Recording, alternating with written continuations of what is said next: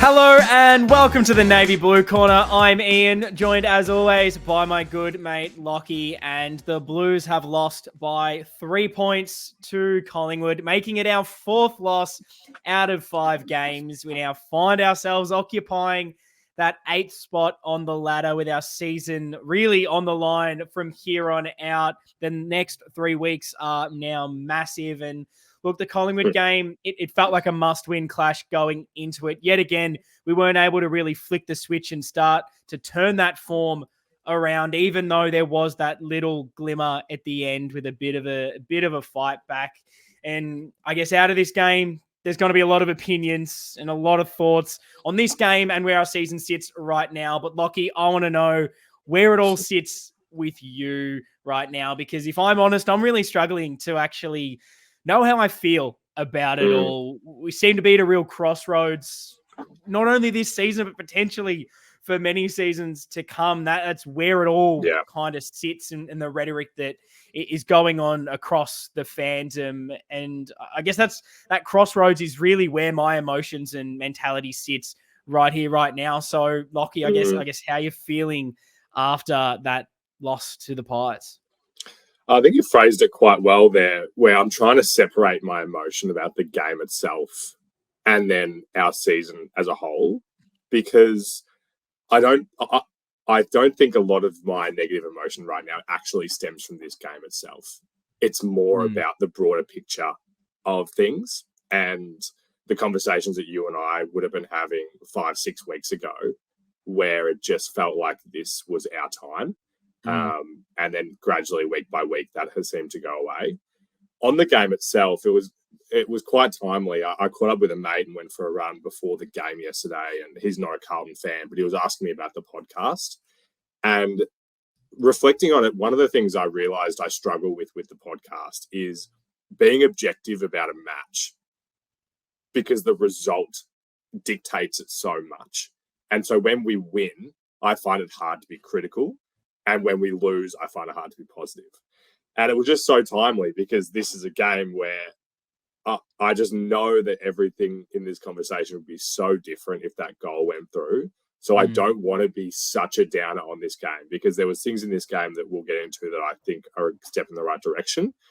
But at the end of the day, all that really, really matters is getting 4 points, which we didn't get. It is a really interesting perspective to have, because I don't know, it's just hypothetical, and it's maybe pointless even going down that road. But if we were able to bank a few more wins and we weren't necessarily going through this rut, then this result happens. The performance plays out as it does. And maybe you're not as disappointed and frustrated with the loss at the end, because, okay, well, maybe we're still sitting in top 4 and there was enough that you take out of the game by the end that you go, okay, next week we rebound, let's go again.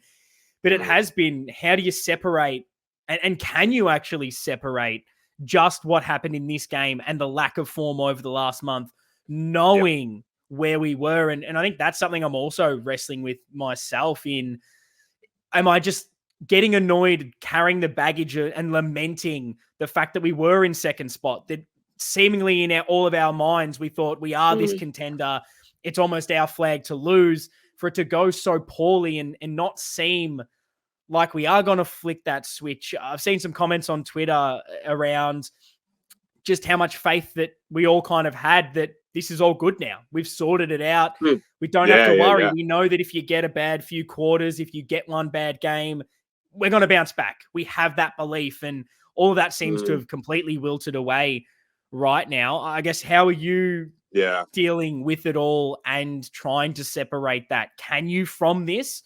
Can you look at it from a positive? Because that was probably going to be one of my first questions from this game. Do you look at the overall result and say, okay, let's take the positives of that last quarter, of that fight back, and the form that we showed late, and that, okay, this is the Carlton bounce back and play the Hawks next week?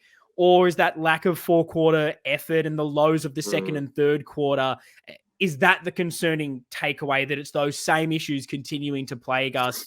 What are you taking away from it after that final siren? Yeah, I'm probably taking parts of both of what you said just then, because there was aspects around the ball movement for me in the first and fourth where I was looking at it and showing this is an observable difference that I like. For me, some other people might not like whatever that game style is, but the riskier kick mark play for me resonates. So that's good. But then once again, there was a number of themes that we can get into, which, I mean, we probably spent 12 hours this season on pod talking about long down the line and poor inside 50 entries. So, and those things seemingly don't have any solution. Yeah, look, it's frustrating, and that's the weird thing with me right now. As I touched on at the start, I don't know what I feel about this game. I'm not sure after the fact whether I am positive and still trying to bring that glass half full mentality that we always attempt to, and in some way it'll always be there, or whether I'm really angry on things and I want to scream and shout, because I think it's so easy to come on here and say it's all going to be fine, sell you the dream, be super positive, say that we're going to win. But I don't know, that it feels a little bit delusional to just have that energy, knowing that there's still so many issues. And then I guess conversely, if I came on here and just ranted and raved and brought up all the issues without any solutions, that also just feels disingenuous, because I'm not completely angry. That's not the emotion that I'm feeling. For me to go hard either way throughout this episode would be very disingenuous for me. And maybe that doesn't provide great content, knowing that we're a podcast that we're meant to talk about this all. But I don't know, right now, I don't really know what to be doing as a fan, because we're going to be backing him in each and every week. We'll show up and hope that it gets better, but I haven't gained any new perspective from this game. There doesn't seem to be any new solutions. Yes, there was the first quarter and the last quarter and different ways that we're moving the ball, and we started taking the game on. You can easily look at that and say, well, the mentality shifts because the pressure's off you. Whereas when it was there to be won in that sort of second and third quarter, and the pressure came in that sort of defensive half, we went back to the long down the line. We couldn't, get that ball movement going. So it's the same issues around the same areas. Have you gained any other new perspective from this game that maybe leads a little bit more towards the positive nature that this podcast tends to revolve around? It's a good question. I know. And again, I'm trying to separate the season and the game. So if we're just speaking about the game, I mean, do you think that we've won a game in the Voss era where we got a goal between Mackay and Curnow? I would guess not. We haven't. So, like, that's an element of this where it's like, if we got anywhere near a regular output from our key tools, then that's a win. Not really. The ball movement in those specific parts of the game was it for me. And I guess the main question I had for you was, what was the factor that made that go away in the second and third quarters? And was it a Collingwood adjustment, or was it us? Because I genuinely, from my eyes, I haven't watched this replay because I'm not insane, but it felt more us, because I was still seeing options that we could bite off in those circumstances. Well, this is the tricky thing, and we'll touch on the mentality piece as well, because I think that is important in not just putting the blame on one party, whether it be coaches or players. But I guess in saying that, right now I'm leaning a lot more towards putting the heat on the coaching group, because even if you do have a playing group that, when that pressure mounts, goes into their shell and they're not willing to maybe take the game on with ball in hand, you should almost, as a coaching group, understand that and then find ways to go around it. Well, if this is what happens, what are we doing ahead of the ball with getting the other, 20, 18, 17 players on the field? How are they moving to nullify the pressure that's being felt? And I guess the ball movement issue right now, why we're the only team in the competition that, if you win field territory, if you're able to apply enough front half pressure, how can we not move the ball? How can we not find options? Why are we so stagnant when we have the ball in hand? Even if there is the opportunity to kick it and we don't take it, that doesn't even seem to be the issue right now. When those when those moments arrive in that sort of second and third quarter, there weren't those clear options. We weren't creative. So I'm putting, while I guess, you can easily shift blame on the mentality of players. I'm just baffled why coaching wise and strategy wise, we don't have a great plan when the ball is in our hands. Because you look at Collingwood, they seem to know exactly what they wanted to do wherever they won the ball on the field. It was almost instinctive of, I have the ball here. I know that this player is going to sprint to this area of the park. I know it's play on. We don't seem to have that connection. And at times this season when we've been playing good football, it seems like it's been there. I don't know why it just can't always be there. And I guess my blame right now is going a lot more to the coaches than it is the players, but I'm interested to know everyone's perspective. Yeah. I think for me, when we are predictable, that feels like when we are at our worst. So even some of those things that we talk about with the ball movement, like it's not about just taking those risks for me every single time. And at our best, we aren't that. And you don't want them to be able to clog up the corridor and like you're saying, create a situation where there's no options. Then there's the opportunity for us to spread, right? So for me, if I had to like look at a theme, it is that predictability. And when we have that, that's when we're so vulnerable. And so then maybe that is what speaks to your point around coaching and limiting how vulnerable we are when we're predictable. No, it's very interesting because I felt like at times when we started to get things going, it was something as simple as, instead of being that predictable, okay, there's nothing obvious, let's go along down the line, which is fine to do. Like, this is what happens a lot in games from multiple teams. Sometimes we can probably get bogged down in, if this ever happens in a game, we're pulling our hair out because we know it can almost happen for the next half an hour. But doing it at occasion is fine. One, there's an issue that I think in this game in particularly, I don't know whether it was struggling to get numbers to the contest or whatever the plan was, but we were just letting Collingwood for large stages just take the marks, almost uncontested in these packs, which if you're going to go long down the line, you need to get the ball to ground and then let your stoppage work come into it, which is something we're meant to be good at. But when we started to play better football, it was something as simple as just a short kick to change the angle. Now, we've spoken about this almost for the last month and a half, but even if Collingwood stay there, because I understand you can kick it short to the pocket and that's fine. Collingwood will just shift over their defense and you're into the same issue. But if you can do a couple of those and at least try something for half a second, all you need is for one Collingwood player to second guess, hesitate, and all of a sudden there is space created. It baffles me how quickly we revert to, well, I guess I don't have any other options and I'm not going to try to find any other options.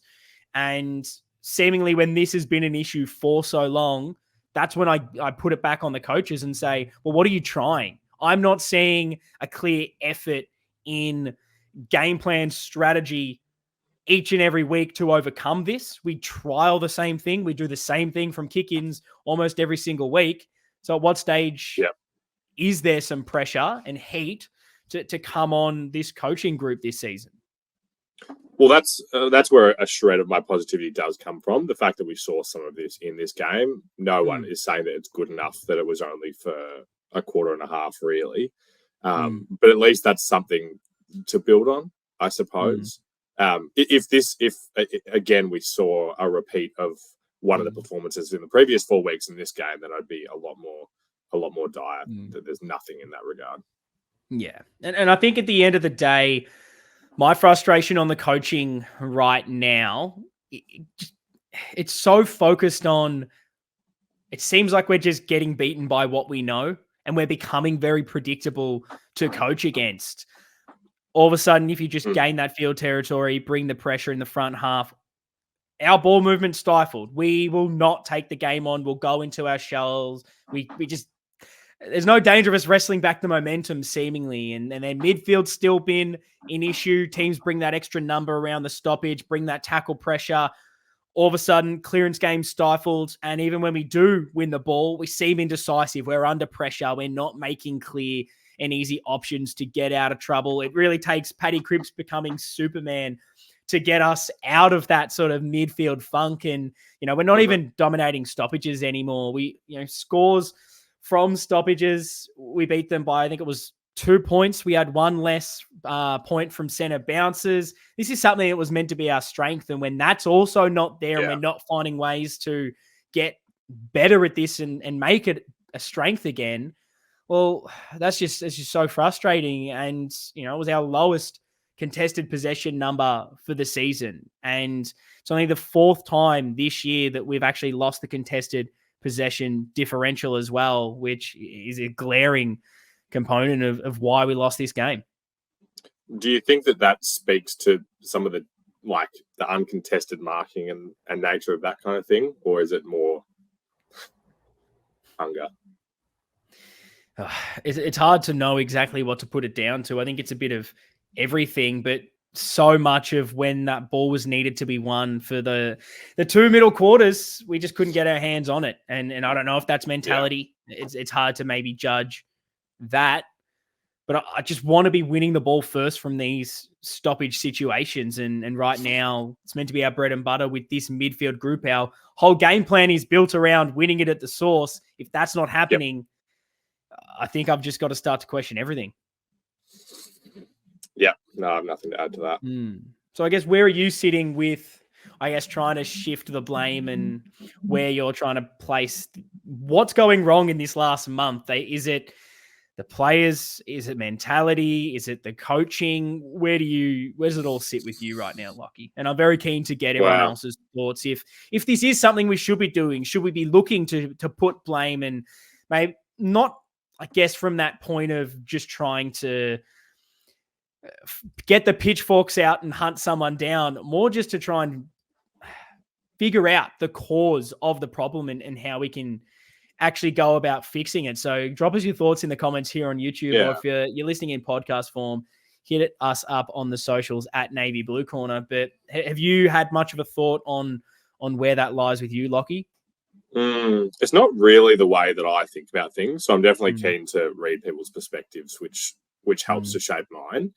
Like, in the grander scheme, I still believe that Vossi's the guy for us at the head. And the players that we put out, the 23 players that we put out there this week, is pretty close to the best 23 that I want to see from us. I think someone like TDK is someone that would have made a massive difference in this one. So yeah, I mean, it has been very samey over these past 5 weeks, even though there was one win in there, which wasn't the most convincing of everything. I still remain optimistic that things can turn around at like this, but there's just going to come to a point where that doesn't matter. And I think there's also something around the goalposts kind of shifting as well, which kind of breeds this like negativity in us where, like, yeah, it's all well and good that we're most likely still going to play finals, but that's not where the goalposts were. Yes, well, we're definitely going to get into that discussion a little bit later on, but I did just want to touch on, I guess, the coaching situation, because I just want to sort of say it right away. I'm in no way advocating or attempting to say we're sacking any coaches or anything like that. Just wanted to clarify in case anyone's going on. Any criticism of the coach means you're saying all of a sudden you lose a few games and it's that the Carlton fans are saying sack Michael Voss. That is not what's happening here. It's more just critiquing. You're allowed to critique things and want it to be better. Right now, I think our game plan and game day adjustments just look very amateur from where I'm sitting and what I'm noticing, because we're just not getting the most out of what we have out there. Like you just alluded to, we've almost got our best team out on the park right now. Even if there are a few injuries, you should still be getting more out of what we have. Midfield and stoppage structure aren't winning us games right now. It's meant to be our bread and butter. It's not happening. We continue to not be able to defend the ground from opposition kick-ins. We conceded 3 goals from kick-ins. That's just done. That's really bad. At the end of the day, that's the result. They don't kick those 3 goals, or if they even it out, because I think we kicked one from a kick-in. all of a sudden Mhm. the game is in your hands. So that just is unacceptable. And then conversely, we're also the only team in the competition who can't move the ball from our own kick-ins for seemingly some unknown reason. That's never been fixed or adjusted. We look incredibly vulnerable anytime we turn the ball over. And if a team uses direct ball movement after the fact, they just split us apart far too easily, which really played into Collingwood's hands on Saturday night. And then adjusting on game day. Do you ever see any true big shifts when things aren't going our way that get momentum back? I know when things weren't working this week, they brought out the big blue power button and said, shut the game down. Harry or Charlie went into defense to try and nullify things. But is that really the best way out of this? It feels like that happened maybe late last season when we were desperate to just hold on in some games. And now it feels like that's the go-to if a team kicks a couple of goals on us, rather than trying to stick to something or be aggressive. We have this defend first mentality that is really worrying me from the coaches and the strategy that is going that way. And then just like the last thing to touch on, I guess, in ball movement wise, is that this game in particular, and credit to Collingwood, I thought their pressure was really, really strong for all of the game, but just doesn't feel like we have a direct, clear plan when we win the football. Everything looks so indecisive when we win the ball. And other teams, you look at Collingwood, like I said earlier, they get the ball and it's so obvious what they want to do. They want to move the ball quick. It's quick handballs. They're running together. There's players where they need to be, waiting on the edge for that turnover in space. They're getting easier options and easier looks at goal because they play the way they want to. We win it. It feels very reactionary to the moment. When we get the ball, it's okay, well, what's around me? Rather than, okay, I've won the ball in this position. I know that Walsh is going to be streaming past. I know we've got a player in this outlet. There isn't that synergy right now with the way that we're playing. And it's no wonder that we then feel indecisive if we're not, we are fumbling because we don't know what's going on and where we're meant to be. And it just does not feel succinct right now, which is very, very frustrating. And then it's no wonder we are so vulnerable when we turn it over. Everyone's fighting to get into a position and nothing's working as one. Then one turnover, we're completely at sea defensively. So it's very, very frustrating where I'm seeing it. And for the moment, I'm putting most of the blame around the coaches because I want to see them start to overcome the same issues that I've seen for 2-3 years now. And then it's just that mentality piece as well around the coaches, that how are we activating the players on game day to ensure that they do come out firing, that there is that heat each and every quarter. That just doesn't seem to be there. And yes, some onus does need to go on the playing group for that and being able to motivate yourself. But it's been about a month now that we probably haven't seen us hungry from the get-go each and every time.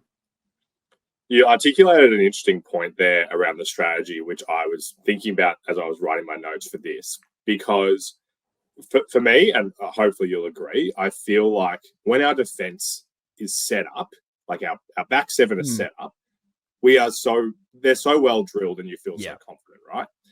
So then I say to myself, so what puts that at risk? Well, it's the turnovers that you're talking about. And then how do you increase the chances of those turnovers? Then maybe it is the bold ball movement and it's the defenders being attacking. You know what I'm getting at? So it's like, I'm trying to grapple in my head of, the long down the line so rarely works for us to create offense. But at the very least, and I'm not saying that this is what we should be doing, but at the very least, our defenders are in position. So there didn't seem to be a lot of times in this match where that bold ball movement in the first and fourth didn't work. Like it seemed like it was working quite well to me, but it won't always be like that. There'll be ones where someone drops a mark at centre half back and then we're fucked. So that's an element of the game plan where I put my hand up and say I have no solution to that, because as much as I'm asking for the bold ball movement, I also agree with you that if the ball gets turned over in one of those situations, like we're just cooked. Yeah. And it's such a hard balancing act. And I wonder if we just, and maybe this is a ridiculous thing to say, but do you think that we almost need to like figure out what side we want to be? Are we almost trying to be too many different things right now? And we've seen obviously some of it work. We've seen some of it not work. And maybe that's got us to this position where we clearly, with the talent we have, it's okay, we're strong, big bodied midfielders. Let's win it at the source. But then it's also, okay, well, now we need to win the turnover in the modern game. And that seems to be up. We're getting, like, scoring okay from turnover, but now the midfield seems a little bit down from stoppages.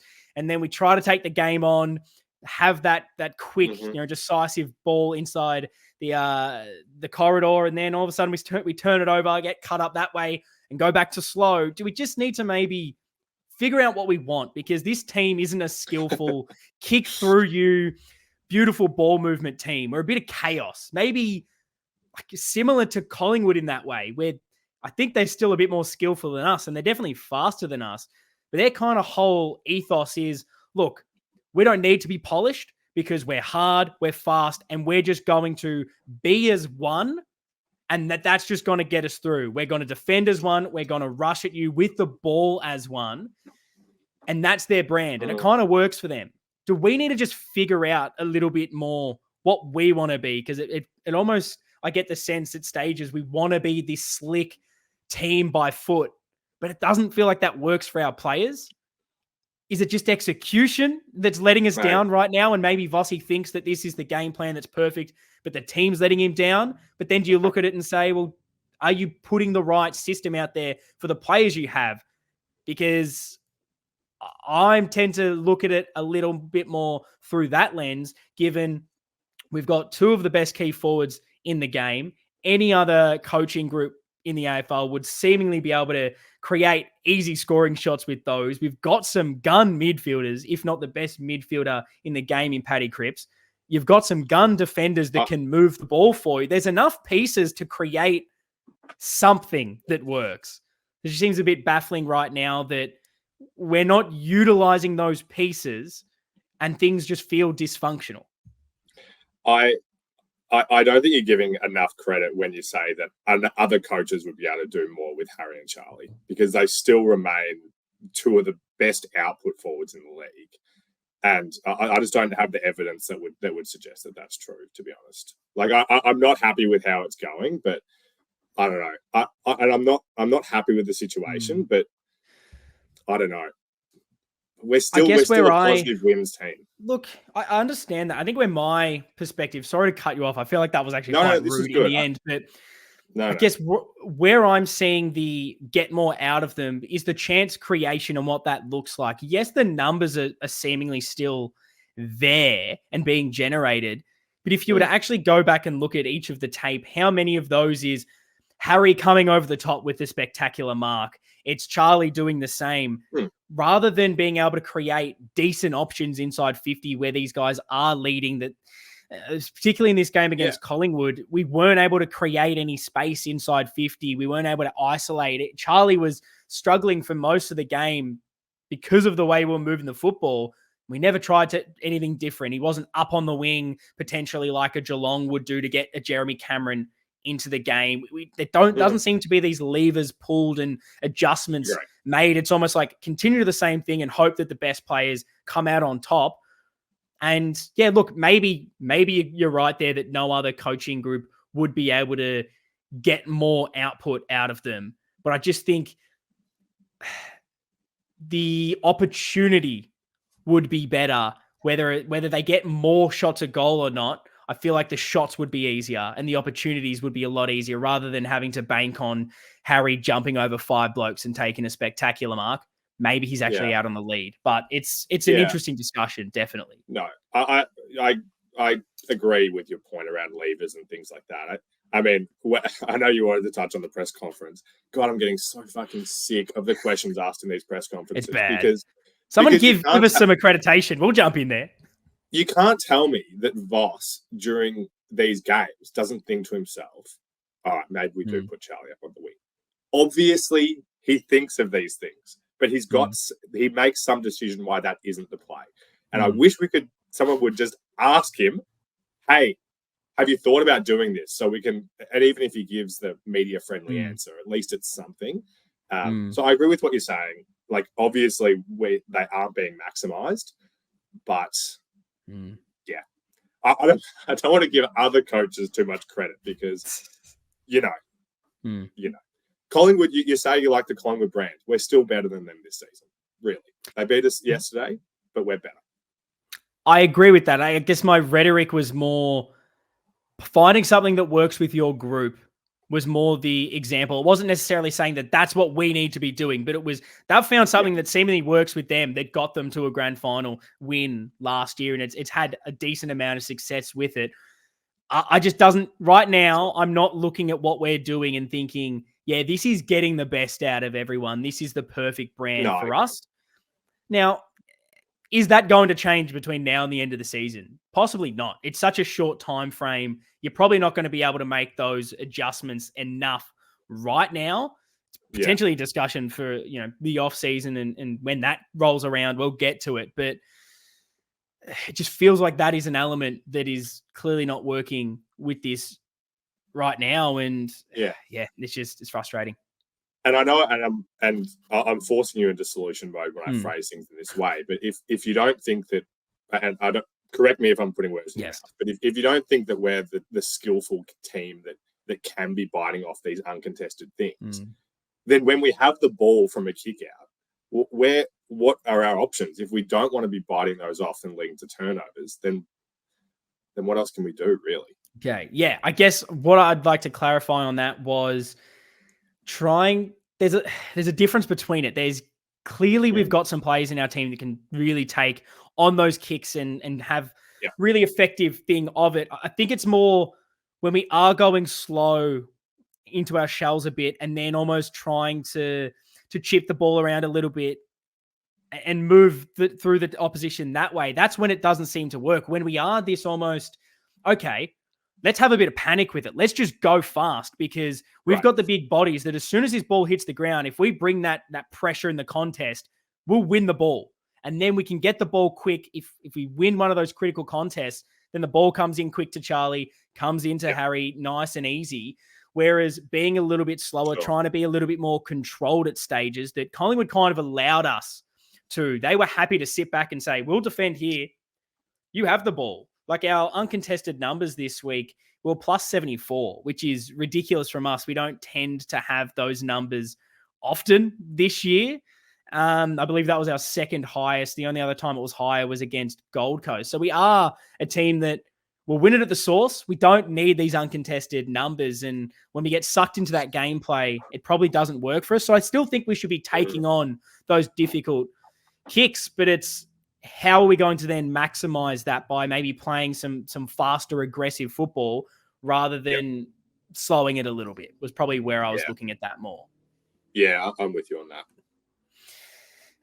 Were there any other aspects of, I guess, coaching game plan that you wanted to allude to, or any issues that you've kind of seen over the past month that you think need to be brought up at all this week? No, I wrote down, I mean, the kick-ins part was just so strange. Like the way that they all happened and the way that we seemingly had no structure in those circumstances was weird. Kind of on the inside 50s. I mean, there was obviously a lot of rushed behinds in this game, which alludes to the fact that we're putting a lot of ball 5-10 meters out, which feels like another kind of just like simple fix. Like either we need to be having proper shots on goal, or don't put it into a place where it can be spoiled over. Like, I'm very happy you brought this up because I forgot to add this into a few of my notes here, but it was something that was so frustrating to see yet again. I know the Prendercast boys talk about this often, our sort of launch zones and where we're trying to get the ball in, whether that's putting it inside 50. A lot of our issues with turnover is we'll go that shallow option around inside 50 when that kick maybe isn't there and we're trying to be risky and play it off and you turn the ball over there, worst spot. You don't have the numbers in the field territory to defend that one kick and they're out. So at times we need to go deeper, but then there's times that we seemingly, like you're saying, we go too deep. whether that's a player thinking that they can kick it from 60 out and backing themselves in, when just put it to the top of the square, give us a marking option. We seem to just be putting it to the back end of the goal square, which it just plays straight into Collingwood. Now they've got their hands on the football. They've got the kick in. We seem to not be able to defend this. Yeah. It's just not working for us. And weirdly, this feels like such an easy fix that maybe there is a bit of positivity around that. And like all of these, even though there have been issues that have plagued us for, a few seasons here, the back end of last year, it felt like we figured that out. Even this season, a month ago, we were thinking, oh my God, the coaching's actually really good. We're making a few different moves that seemingly work. Chincotta's tagging role is really smart. We're evolving now. We're finally that team that you feel confident in. It's just frustrating now that we've seemingly lost every inch of ground that we made up through that time. We're back to square one where no teams really fear us or respect us going into the game. We're having to claw that and earn that ourselves. Now, can it turn? Of course it can. There's still 3 games to go of the regular season. There's no reason why we can't start to get back to the football that we saw that is still there. It was there in that last quarter. It's going to take a lot to make that a 4-quarter effort, but it can happen. So those little tweaks there with just inside 50s that you're alluding to, if you want to put that glass half full mentality on, which we tend to do, I think that's a great one that can shift just that tiny thing. We're talking 5 meters here. And all of a sudden, are you creating better looks at goals? So we're not kicking 8 goals in a first quarter and setting yourself up for a loss there when you have so much of the momentum, Lockie. Yeah. Oh, mate, that's a great look at positivity, because go back and watch our discussion after the Sydney game and you would have been feeling pretty helpless about a whole lot of things. And then we proceeded to win 5 games in a row, all by more than 5 goals. So it's, it's the nature of it. Yeah. I mean, no one saw this drop off of form coming. So why can't it turn around the other way for us? I know that's so much harder to happen, but look, we're going to be stuck watching them for the rest of our lives and spending our money and going to the games. So look, you got to find a way to be somewhat positive. So I hope people aren't sitting there going, these 2 idiots are delusional and trying to be too positive. Because, I mean, we've spent already the first half an hour shitting on everything and everything. You can give us 5 minutes of positivity. But I'm going to go back to the negatives, Lockie, because I wanted to talk about the mentality piece. I said at the start of this episode, I don't know where I land, whether I am that positive, I'm sort of flirting with it, whether I am super negative. This is one aspect I'm very negative on, and maybe I'm just a nuffy screaming at their laptop right now. So I'm very interested to know how you feel about this. This was probably the most frustrating thing that I had coming out of this game, on top of anything that could have possibly gone wrong for us. And that was us not understanding the occasion enough. We knew what this game was for them. Pendle's 400th. We knew that they'd be up and about to start the game. We knew the fans would be lingering and up and about for every single time Pendlebury was around the ball. Pendles himself would be flying for this game. Why on earth did we not try to get under their skin? Why didn't we try to nullify this effect early on? Like, if we just made it our task for the first 15 minutes, first quarter, let's make it impossible for Pendles to get a touch. Even if he gets it, make him earn it. Drive him into the ground. Give away a free kick. I don't care. Let him know and the rest of Collingwood know we're not giving any easy touches in your 400th, mate. You're about 40 years old. This isn't going to be an easy day out. And even, like, surely, as stupid as it sounds, that would have had some sort of impact on the psyche of Collingwood. One, it would show, okay, Carlton's up for a fight today. They don't care about the pageantry. It's on. And then it becomes a bigger contest. But it could have had a bit of a flow-on effect where maybe Collingwood start to get a bit frustrated. Pendles gets frustrated. Their mind, 1%, is off the game. Maybe at the next contest, they're looking for Pendlebury to get him involved. It just, even if it doesn't work out, at least it would have just sent that message that we're not here to fuck around today. And I really believe it would have stifled a bit of their early momentum, because it takes the crowd out of it that lifts every time he gets near it. And the end of the day, it gave them a bit of a mental edge in that first quarter. They were up and about. They were enjoying it. And we let him get 27 disposals. He was their second highest leading ball winner for the day. He hadn't clocked over 25 disposals over the last 6 games. He's 36 years old. He's not that kind of player anymore. And we kind of just let him have it. I was very surprised that we didn't, from that first bounce, just announce ourselves and say, you were surprised? Sorry, Pendles, it's not your day. But maybe I shouldn't be because we couldn't even get up for our skipper's 200th. I shouldn't be surprised, Lockie. I don't know why you would be surprised, because who, apart from number 9, would ever do something like that on our team? And I'm completely with you that I wish we did that. But tell me who that would be, because it's not George Hewitt. It's not Sam Walsh. That's not who they are. And I wish that they were. It's just, I think that's something that's holding us back a little bit. Just that little mentality piece of having that understanding and knowing this will piss them off a little bit. We need to just let them know that we're not messing about today. Pendles, I don't care. Who cares? Let's chuck Chin Cotter on him for the first quarter and say, you're not getting a touch. We could be down by 5 goals at quarter time, but I don't want Pendlebury to have a touch, because that could just suck the air out of the game. It's like we've spoken about in previous games against lower opposition teams or teams in a bit of a rut. First quarter is massive. You give them a sniff, their tail's going to be up. They're going to be excited. They'll think they're a chance. You need to snuff that out to begin with. We didn't do it. We don't seem to do it. How do we get... I'm going to throw this back to you because I liked your comment. How do we evolve and become a side that has that mentality piece? Is it just down to the players not having it in them? Do we need to recruit for this? Do we need to coach it into them? Where do you sit on that? Because I guess from your last comment, you believed that it's just not in this group, apart from guys, someone like Paddy Cripps, who, God, he tried his hardest to win it for us. It's just too bad no one else wanted it. Maybe Weeders, I'll let him have it. That's probably the hardest question all season, I would say. Because honestly, my first instinct is to say that these guys won't be those players. And I don't think it's something that, like, is there, it's hard to think about this off the top of your head, but is there players that we can think of, even non-Carlton players, that evolved in that way? Or do these players come into the league with that mindset? And maybe that's something for us to think about during the week, but seriously, if it's not Cripps,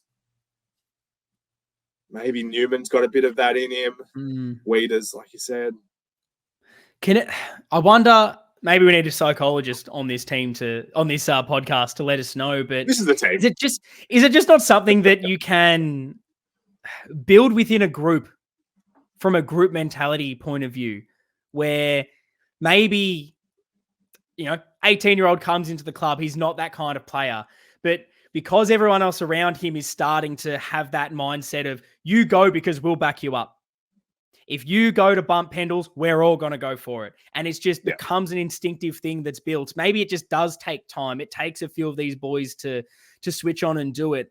I find it hard to know, because I guess when I was playing team sport at a very, very low level, because I was not very good, my mentality wasn't always, that aggressive nature.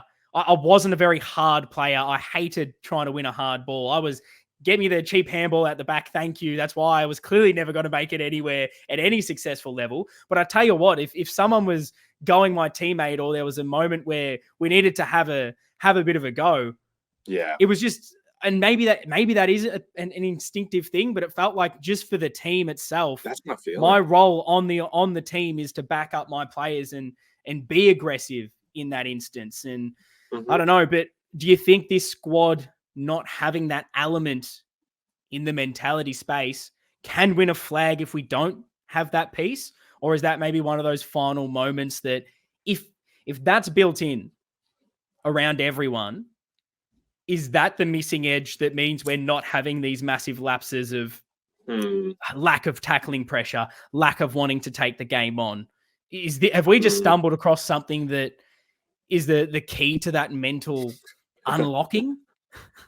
I mean, maybe it is something that would improve us. I think we showed enough last year that the group that was out there last year could have won the flag if things went right. So I don't want to say that we have to bring that, but I'm with you. Like, I don't know if these are necessarily questions directed to us, but things online about, do we understand or do we bring the same energy to this rivalry that the other team do?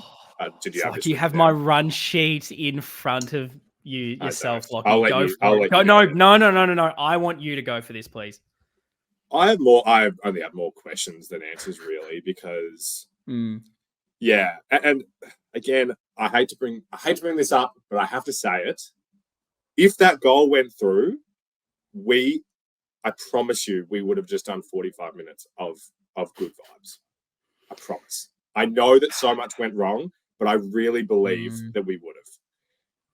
Having said that, I know I've just diverted away, and I'll let you rebut that. Yeah, we'll come into it. And I want you to, but I think it is fair to say that the evidence is showing that we're not bringing the same energy to these last 4 or 5 matches against this team. Yeah, I think the mood would definitely be more positive. We'd find ways to talk about more positives. I do, however, believe a lot of everything would be framed in that positive tone, but the questions would still be there thinking, well, why are we not playing 4 quarters? Why was it only 1 quarter at the end that turned it on? I think there would still clearly be that discussion, but it'd probably, as you're alluding to, be papered over by, well, we've just beaten Collingwood we've taken it away from Pendles in his 400s, absolutely suck on that one. And there'd just be this level of positivity where we wouldn't want to talk about the game as a whole. So I totally get your point in that. But even in the last quarter, when we started kicking those goals, it took a while for me to get up and about and my belief there, because I'd seen enough from the whole game thinking, well, we're just 1 goal away from this all going the other way. I don't know if I truly believe just yet. So maybe that's why I would slightly differ in that. But yeah, I agree with the sentiment of the other point you raised in. I don't think we embrace this rivalry enough. I don't think we take it as seriously as we should, because Collingwood seem to really care about beating us. Not only their fans, but the actual players. It's almost as if this obviously can be taken in a negative light. I'm not meaning it, but it's like their grand final in the sense that they actually do get up for this. They want nothing more than to end our season and cause us misery. They bring the intensity. They bring an arrogance around the ball. You know, if I saw Nick Dacos at one more standard tackle, call for it to be holding the ball, I was about to jump over it and absolutely take him out myself. He's just insufferable little piece of shit. But like, at least they're bringing this. At least they're bringing this mentality that they think they're better than us, and they have a feeling going into this game that beating Carlton's worth more than 4 points. I don't see us bringing that or even getting close to matching that intensity. And maybe it's those few moments that we've had in previous seasons, defeats at the hands of Collingwood, that are hurting us, that are holding us back mentally. But surely that should spur you on thinking, okay, I want to do what they did to us. I want to embarrass Collingwood. This is our fixture now. But weirdly, it just feels like there's this scaredness to embrace it completely and take this on. They almost don't want to make it that fight, that scrap out there. And I don't know why we don't do it. Maybe this goes to that mentality piece we spoke in, not really trying to take the occasion away from Scott Pendlebury. It's a bizarre thing that we just don't have that mentality, because in these moments, if the opposition is treating a game like it means a little bit more, they lift for it, they believe it's more than just a regular game, that's 5-10% that you're not going to be able to match. And that just feels a bit of a microcosm of everything going wrong right now, that we look like a team that is scared to lose. We get defensive when the pressure comes, we go conservative, and that's how it feels we're taking this rivalry. How do you change that? It's difficult to answer. I wish I had these solutions. I hate coming onto the podcast in the last month and just saying this isn't working, this is bad, and not having anything to bring to the table myself. But is that really my position? I feel like I'd be in the coach's box if that was the case. All we can kind of do is react to things and give our thoughts. But I think that mentality and embracing this rivalry and wanting to hurt Collingwood like they do to us feels strange that we're not trying to match that. Do you have any inklings as to why we almost play this down as just any other game? We say, I go back to Wiedering a few years ago when they asked him, what does this rivalry mean to you? And he said, look, it probably means a bit more to older generations, but, football's changed and, it's just another game. Ask Collingwood that. I don't think that's their answer. Yeah, it's a good point. I agree with you. And I'm just looking at all the faces right now of the blokes that were out there for us. And I'm no psychologist, but that just feels like who the majority of these guys are. It's we're a wonderful team and we can go super far with this group, but I can't. Yeah, I just go back to that. I was in no way expecting us to come into this game with the mindset that you were spoken that you were hoping for, because there's no evidence to tell me that we would have. Do you think and I'm just throwing this out there, this isn't meant to be a dig at the coaches, but do you think if hypothetically Vossi, that was all they talked about in the address post, pre-game, if I'd almost, as my activation for the game, just have a rolling 20-minute loop of Jamie Elliott's goal, Nick Dacos's goal, through and through. I'll throw tweets out there that just pop up every now and again over the replays of Nuffy Collingwood fans having a go. All of this nonsense. I just have it replaying until hopefully Paddy Cripps has had enough, grabs his boot, throws it through the projector, and then it's time to go, boys. Let's get on the field. But do you think if we actually focused on this a little bit as Michael Voss, and the coaching group and said, okay, let's make this a thing. Let's drill it into these boys that this means more. Have a dartboard, but the pre-game is just throw a dartboard at a photo of Pendlebury. Like, if you instill it into them and teach it them all week, rather than being this nice, fluffy team of it's another game, would that have any effect? Or is it simply that if the players aren't that style, then is it a waste to even try it? Wow. I mean, you're definitely making me feel like it maybe isn't just the players, because how could you not feel some kind of way with that? But I'm happy to get a nice hourly wage coming up with interesting ways to antagonize the players pre-game. Anytime Nick Newman's walking past, I just give him a bit of a pinch, just throw a little tennis ball at him, just nothing that'll injure him, but just get him a little bit antsy. Tell you what, by the time they go out, antagonist, club antagonist. I'll happily get paid minimum wage for that, boys. But the mentality is clearly an issue. Let us know your thoughts on what you're seeing as the issues and what needs to be fixed, because we've clearly got 3 games left of the regular season. Season's not done by any stretch. There's plenty still to be fought out, as our captain posted himself on the socials. We need to go at this. So I'm very interested to know everyone's thoughts on what we've covered so far, Lockie. Yeah. There's still a few points I would love to touch on, but I'm worried that we're going to cover everything. So I think we need to go straight to the Grill the Corner segment. We threw out some questions.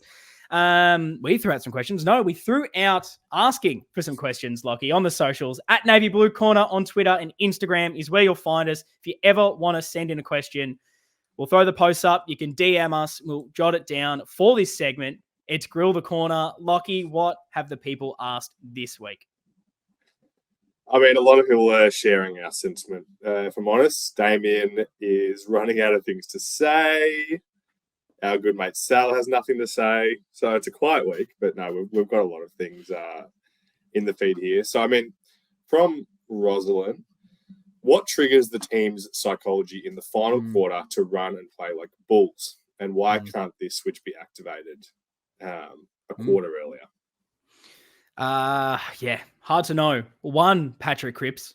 It's He's got the mentality that not enough of the other boys seem to have, where he wants to will everything to win. He doesn't want to lose. You can tell it means a lot to him, and just him being Superman goes a long way. There's probably two aspects of this. I think the obvious one is the shackles come off a little bit. You've lost the game at this stage in the last quarter. The only thing you can do to possibly try and win it is take the game on at all costs. It's this complete safety net disappeared. And maybe that's what worked so well last year, where each and every game when we were playing it in that back stretch, it was, we've got nothing to lose, almost. Yeah. We're playing every single game for our season. That's potentially what shifts in that last quarter. Or maybe something triggered in them at that 3/4 time break of, shit, our season really is on the line now, that they maybe, for whatever reason, didn't feel for the other quarters.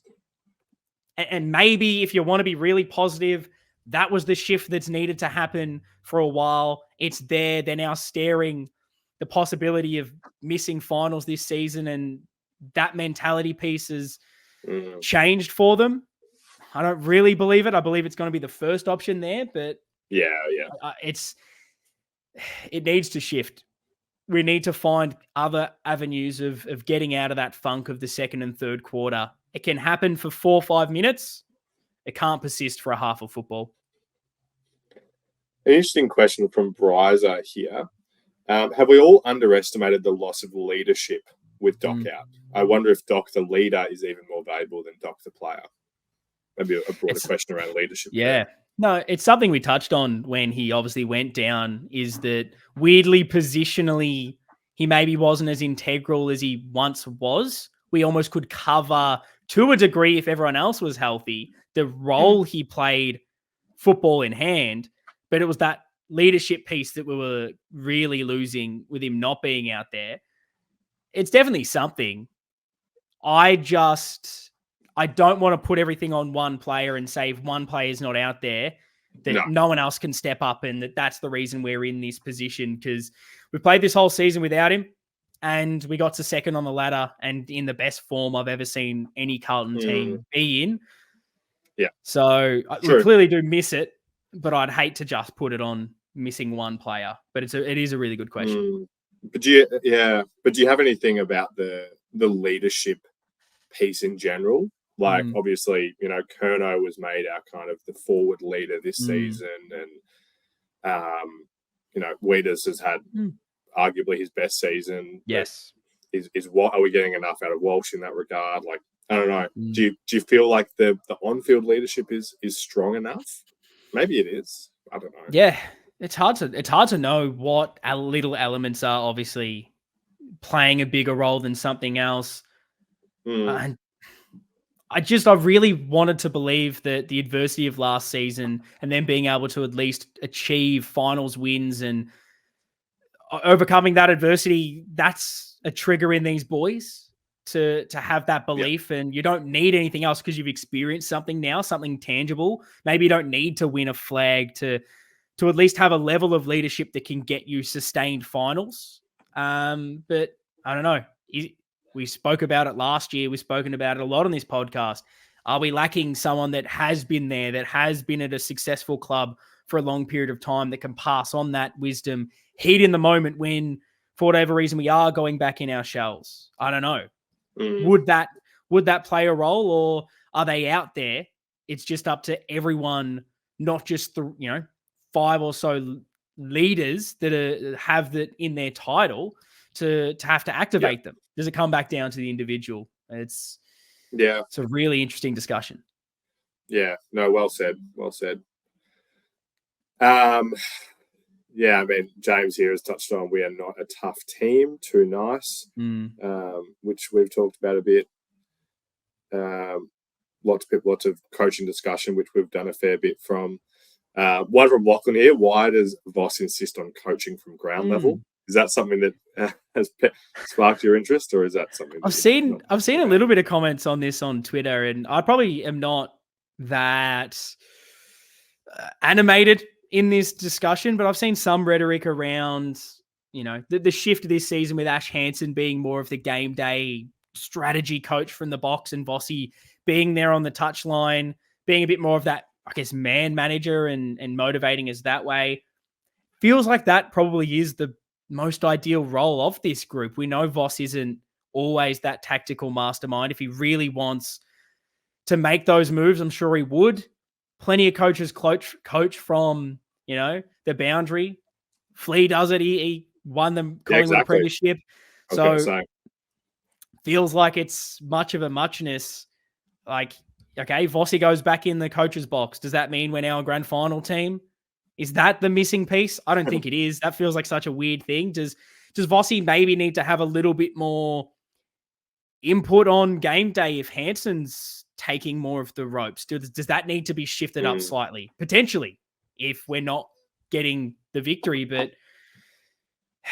clearly something needs to shift in the coach's metaphorical coach's box with all of them there. Sure. Throughout the week and on game day. I'm just not certain that the position of where Voss is really going to make all that much change. And I understand the sentiment of he's there, he can see the game a lot better. You're understanding the tactics from that viewpoint. You're in the ear of other people's opinions a lot more rather than being stranded on the bench. But I mean, Vossi on the ground got us a prelim last year. It got us to second on the ladder. It got us the best form we've seen. Is that really the shift? I don't know. Not for me, but I'm happy to be proven wrong on that. No, I completely share your thoughts on that. A recent theme has been letting our last few Grill the Corner questions lead into your closing monologue. So I'll leave it at that until the end. Yeah, no, love that. I want to pivot slightly into trying to get some level of positivity. So I want to quickly ask you, Lockie, were there any positives out of this game this week? Well, I mean, I feel like there's the two optimistic ways to look at it, and we've touched on some of them, which is the lack of certain things has to breed some optimism. Like this was the first game since Charlie's return, basically, that he hasn't kicked a goal. So, we're not expecting to get as low output from him. So there's those kind of positives of like the lack of things. But honestly, not really. Only really the things we touched on.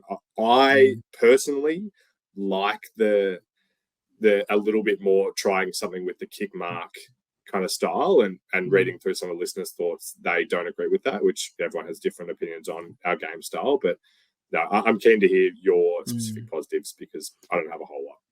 Yeah, I mean, at least if we're grasping at positives, that's for certain. I mean, first quarter, last quarter, we took the game on, which hasn't been there for the last month, really. There has not been a lot of quarters where we've tried that, so it was nice to see. In the end, first quarter, you don't take your chances, you kick 8 points. That's almost the ball game right there. Last quarter, we did just about everything. We were then relying on, poor Gov having to kick a goal after the siren to win it for us. Yeah. If the worst thing is, he's probably top 5 guys I would want in that situation. Top 5 for sure. I was so confident when he marked it, thinking, okay, this is the guy I want.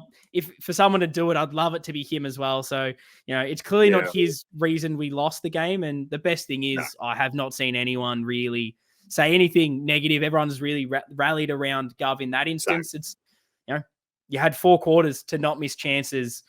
There was a lot worse than that miss. That's for certain. But I don't want to name names because then I'm doing the same thing that I don't want to happen to Gov. But I guess I don't really have a lot of positives other than at least maybe they can take away that last quarter of this is what happens.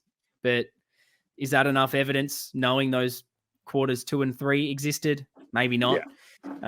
But I'm really struggling for positives. Probably the only other thing is maybe too overall view for later this season that I hate even bringing up now. But, is it a bit of a blessing that if this season does end quite poorly, does that give you an opportunity to make some really hard calls in the off season across everything that maybe you wouldn't have if we finished top 4 and went out of finals and weren't able to get that, true success? Was there potentially some hard calls we didn't make at the end of last season because we made a prelim and you go, okay, roll around again because we think we're just about there? Yeah. But I hate talking about off season when we've got 3 winnable games to still try to make top 4, make finals. And even if we're there, we know our best can potentially get it done. Were you pleased with Martin on return? Oh, yes, actually. He's a positive. Kicks the 2 goals. Loved his energy, especially when the game was there to be won. I thought his on-field leadership, and I saw him yelling at a few players at a few stages to either get back or you're in the wrong spot. You kicked to the wrong spot. I was over here. I like that. Maybe that is an aspect of the leadership that we are missing. But yeah, we need, knowing there's a lot of injury prone players and more of them got injured this week, we're needing a guy like him to hopefully stay fit. Yeah. Yep. There you go. So yeah, let's pivot, and I want to try and get through this pretty quickly, but Media Meltdown deserves a little bit of a shout out this week. Haven't had this segment in a while, but there's been a lot of heat, Lockie, towards Michael Voss's press conference, particularly, I guess, the tone around his rhetoric. And you've been, I guess, pioneer isn't the right word, but I'll go for it because I can't think of anything else. But you've been a big driver in this. What the coach says to the media and in those press conferences isn't a true reflection of what is said behind closed doors. Well, you're not going to like my thoughts on this then. What he put out there was seemingly someone who wasn't very annoyed on the performance or the loss. There was a lot of, we'll be okay. We've got plenty to work on. We'll sort it out. He seemed pleased with the fight back and those sort of pleasantries rather than maybe understanding the emotion that the fans were probably wanting from him. There wasn't that anger. There wasn't that fire. I guess from that fan point of view, it just doesn't sit great. Now, does he need to come out there and abuse everyone? No, but at least maybe in that loss to Geelong earlier in the season, you saw him get a little bit fiery with a couple of things and saying that we need to improve and that this isn't good enough, those sort of elements. So I guess where do you sit in the reaction to the press conference? And was it something that you were frustrated with the response that you're getting from our, number one leader at the club? Yeah. I'll defend myself by saying that I watched it first thing as I woke up over here in London this morning, and I didn't feel a whole lot of passion for myself through it in terms of like wanting more out of that situation. I think, unfortunately, you're probably better at speaking to the people on this because I have a fundamental difference with you on how we like these things. And actually, I shouldn't say that because maybe there's other listeners that resonate with me more and that kind of thing. I just don't know what I would have wanted to see. Yeah. I don't know. It's hard. I know we're saying we want the passion. The passion after the fact for me just doesn't. It doesn't do anything for me. It's like people saying, enough. It's enough words. I just want action. I agree with that in terms of a press conference. I feel like I'm coming around to your side of this, where I wasn't really. I guess I was more annoyed at so many other things. What Vossi then comes out and says, I was like, whatever. And maybe that's a bad attitude to have, but I would hope that, like you've mentioned multiple times, what he probably says to the media, I'm sure there's so much more that is being said inside the walls. But yeah, there was a aspect of me that was hoping just for a little bit of reading the room a little bit and maybe understanding our season is really on the line. So you can still have that aspect of understanding that where the group is at and that maybe they need that little bit of positivity. And maybe that's the best thing for them to come out and say, okay, there's enough there. Is that what he's trying to get across? But I think just a little bit of an element of this isn't good enough. We need to be winning games. This form isn't good enough. Rather than maybe the way in which he went around those points saying, right. You're disappointed with some things, but then trying to be really positive. Maybe he just needed to come out and embrace the negative of it and say, this is the situation we put ourselves in. We've got no one else to blame. We're not happy with it. Clearly, no one's happy with it. Fans aren't happy they turned up and saw that. We've just got to keep going after it. Because I feel like that's what he tries to say in a lot of these press conferences. But weirdly, when things aren't going well, it's a little too fluffy and positive, and I'm just not sure that's what we always want to hear. But I don't know. Is that really important? I don't know. Right now, me and what's coming out of a press conference is not taking a lot of space in my mind compared to the game plan I'm seeing on the field and those elements. But I know a lot of people were very, very annoyed with it. It probably like a 15% annoyance for me right now. Sure. No, I like your sentiment with all that. When coaches go off in press conferences, and I know we all interpret these things different, but for me, that doesn't show unity between coaches and playing group. Yeah. One of my least favorite people on this planet was our coach about a decade ago, and he loved doing those things in press conferences, and I don't really want to see that ever with my team again. That is fair. I just thought of this, but also I'll try and be quick. Another media meltdown was everyone mid-game delisting Chera because of another hamstring injury, and sudden the Andrew Russell thing comes up again. This discussion's been done to death.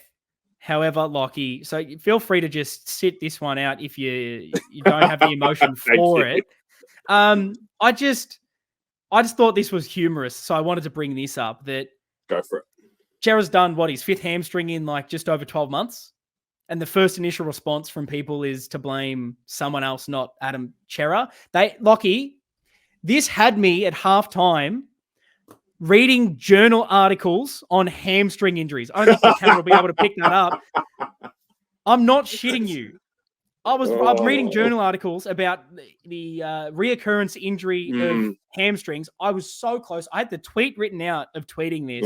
Then I was like, I just can't be bothered in dealing with this in an open space. I'll hide behind my keyboard and throw it out here, Lockie. Just wanted to give you this sentence as to those that are like, this is all Andrew Russell's fault and not the fact that a player might just have an injury issue now, is that the re-injury rates are high and range between 13.9% and 63.3% across Australian rules athletes. Now, this range, Lockie, of 13.9% and 63.3%, the reoccurrence of injury is that rate followed from the season that injury happened, and then subsequent seasons, that rate of injury can be there.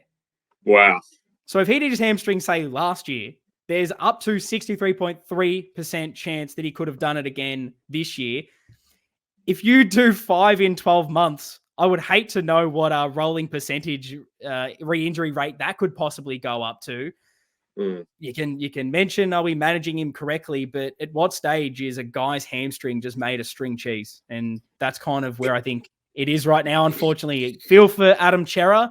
And first and foremost, I just want him to be healthy. But I feel like there's a time and a place. And the fact that this has got me reading goddamn journal articles on hamstring injuries, Lockie, the world is in a bad place when you got me doing that. Mate, you've summed it up all really well there. I'm not gonna dive into it. I appreciate you giving me that out. Very frustrating. But last thing. This kind of rounds out everything beautifully, Lockie. And it's the balancing act we've tried to have throughout the last month to a degree. We talked about it to begin this episode. It's the balance between the now, this season, getting the most out of it, ruining the opportunity of that top 2 spot, the home final that we went into this season saying we need that home prelim to win the flag, and trying to balance the longer journey, knowing that, success isn't linear. You might have ups and downs. Just because we made the prelim last year doesn't mean we're going to make the prelim this year or win a flag. Things can fluctuate. We came into the season knowing that, saying that this is a 3 to 5 year window. If we don't win it in 2024, it's not the end of the world. Now we're kind of living in that moment where feels like we're, percentages would say we're not winning the flag from this spot right now. How are you balancing that element in striking now, being frustrated in the now, and looking at the bigger picture of just because it doesn't work one year doesn't mean it's, sack everything and start again? Oh, yeah. I mean, I hadn't even put a second of thought into the latter in any way. Like, yeah, I've personally, me as a fan, has been extremely present in this season, particularly because it was all looking so positive, and it's not over. But yeah, I feel like maybe we've touched on this before when things aren't going so well. Like, I don't think there's anything really in our control right now that I would be changing in terms of a future outlook. Like, maybe the Chera thing could be a topic of that. Like, do you bring him back for the first week of final? I don't know anything about his injury of what it is, but do you bring him back and risk him, or do you give him the whole off season to rehab this hamstring? Like, maybe some of those small things could be discussions, but right now I'm extremely present in let's get through this season, give it everything, and then regroup in October. Yeah, I think I'm definitely more in your camp on this, where I just, as much as at the end of the season, you can sit back and reflect and say, okay, if we missed out on finals or whatever, nothing's linear. You look at other teams that have done similar, like Melbourne's the example that I've seen get thrown around a lot after, this game. Absolutely. In making a prelim, finishing second last, finishing ninth, go on and win a flag. You can have these fluctuations, and we're not just in it for this year. We are in it for a window. This is the beginning, just because things haven't worked out as we wanted to right now and in this season. If it doesn't pan out, doesn't mean that next year is going to be bad as well. However, I'm just not in that space yet. This is our opportunity. There's 3 games to go. I don't want to be talking about what it means if we don't make finals, what it means if we aren't winning the flag this year, because as soon as you start to look away from that, well, then you're not going to win the flag. There's no point in playing out the rest of the season. So there's clearly a lot that needs to be worked on, a lot that needs to be fixed. Can it be turned around, Lockie? Of course, 3 very winnable games. Anyone can beat anyone. GWS, we're down by a fair bit to Hawthorn, came back and beat them this week. Hawthorn are very beatable. We want to win a flag. We need to come out this Sunday and absolutely make a bit of a statement and get our season back rolling. Win the next 3. It's in our hands. Back against the wall. We can still make top 4 mathematically. We can still make finals. We can still win the flag. Until that's done, let's not worry about anything else. So that's where my mind is right now. We can have those positive discussions later, but we're in a win now mentality, which is probably why we are as harsh as we are on so many of these aspects. I've almost forgotten the votes, so that'll rattle this episode out, Lockie. The Navy Blue Corner, Blue Bagger Badge of Honor. Potentially a tough week to give the 3-2-1, but who have you given your votes to? Well, I've given the 2 to Kennedy because I think coming on and playing that half of footy, I think shows that he is not a sub. Could be a blessing in a disguise with that Cherry injury that Kennedy gets some midfield time. I think you noticed the impact he can have. He was wearing pretty much a skirt by the end of it with his shorts ripped completely open. But, mate, I'm aligned here. Let's almost go back and forth because I've given Kennedy the 2 for all those reasons. Thought he was electric. Give me your 1 vote. Well, these guys I had in a similar par, but it goes back to a discussion that we had earlier, and I'm not going to put him in the blowtorch because there's lots of others, but I gave Hewitt the 1. Yes, okay. I really wrestled between him and another person for the 3 and the 1, and I thought Hewitt was a lot more consistent than the other person throughout the game, but it's very hard not to give the other player the 3 votes. So I've also given Hewitt the 1. I assume that means that the 3 votes goes to the man who almost single-handedly got us over the line in the last quarter in our big skipper and probably winner of this medal, Paddy Cripps. Absolutely. Yeah. Captain, fantastic. He does everything for us. And I think Wiedering's stiff not to get a vote from either one of us.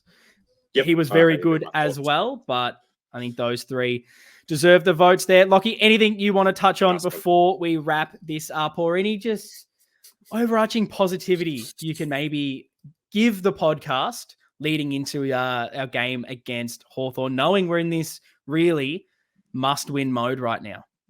I want a Lockie monologue to finish this episode. I tell you, mate, it was a sad day yesterday after this game. I'm feeling a lot better after our chat now. I guess, I'm looking at the ladder right now, looking at our wins and losses. You'd rather have the wins and losses that we have now than you would have at this stage last season. So that's something. Mate, I know I've said this probably at the end of every episode over the last month, but there's every chance that next week is the one where we're sitting here and saying everything's turned around. So I'm just going to keep believing. Yeah. Safety net's gone, back against the wall. Nothing to lose now. They have to win every single game like we saw last season. Is that what they need? Is that the positive? Let us know in the comments here over on YouTube. Your thoughts to that, thoughts to everything we covered. Who would you give your 3-2-1 votes to as well? Put that in the comments. Head over to the socials at Navy Blue Corner if you are listening to this in podcast form. We'll be back Wednesday, 8 p.m. on Blue Abroad on YouTube with our Hawthorn preview show. It's going to be a big week. It's going to be a big 3 weeks. Let's get around them. Let's be there. Up the bloody baggers. See you guys next time.